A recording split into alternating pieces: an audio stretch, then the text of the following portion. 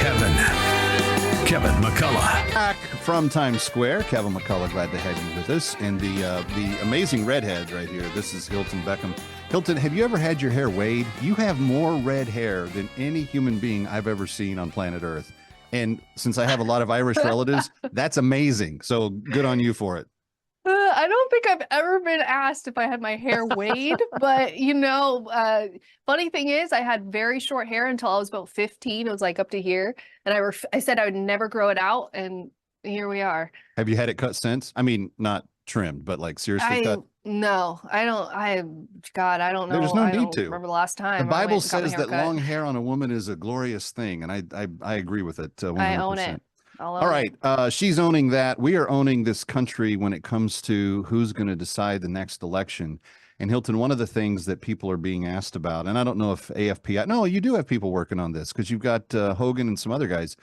The issue of voter integrity, what's the outlook for the elections in 2024? And how much improvement have we made by way of different states and the problems they had in 2020?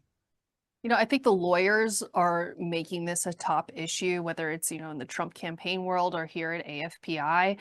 We slacked on that in 2020 when COVID hit and Democrats started changing the rules.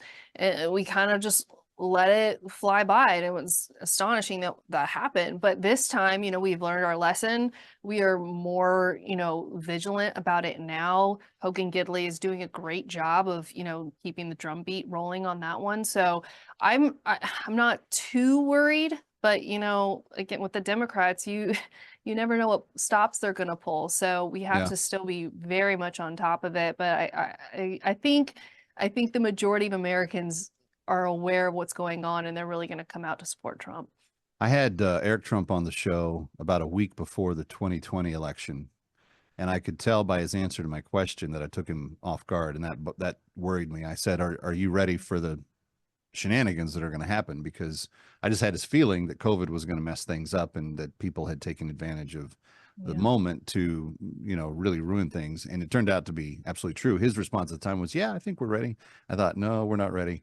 But I did have Laura Trump on the show in your chair just 2 weeks ago, sitting right there. And I said, Laura, what's the outlook? And she said, we're going to have lawyers in every consequential district in every state across the country. And I was like, okay, this is what we got to have.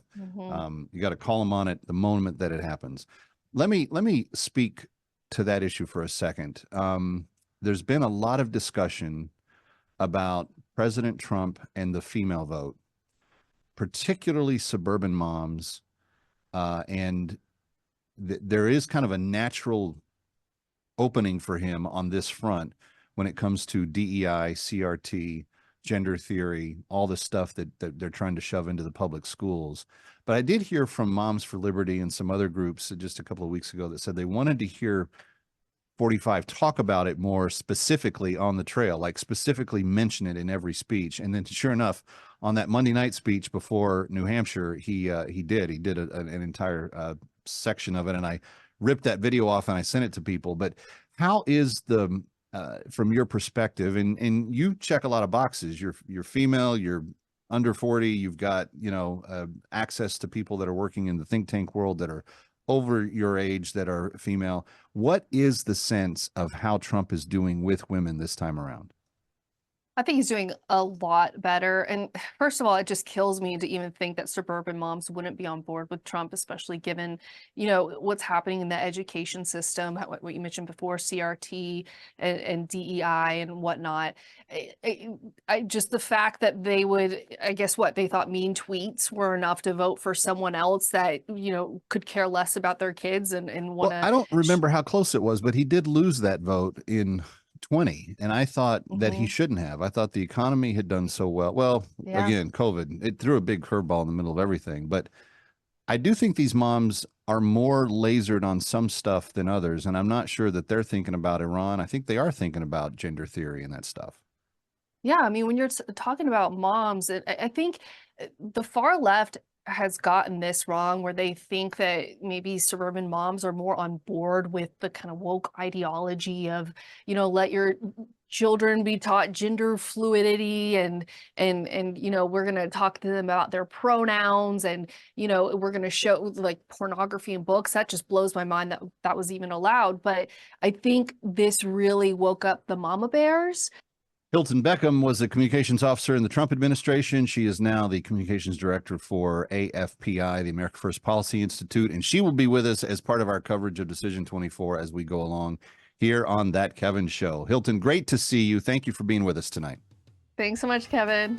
Kevin McCullough coming back from Times Square. Did you know that Ben Shapiro has a #1 song on the charts? Have you heard it? Stick around for more of That Kevin. Next, That Kevin Show with Kevin McCullough.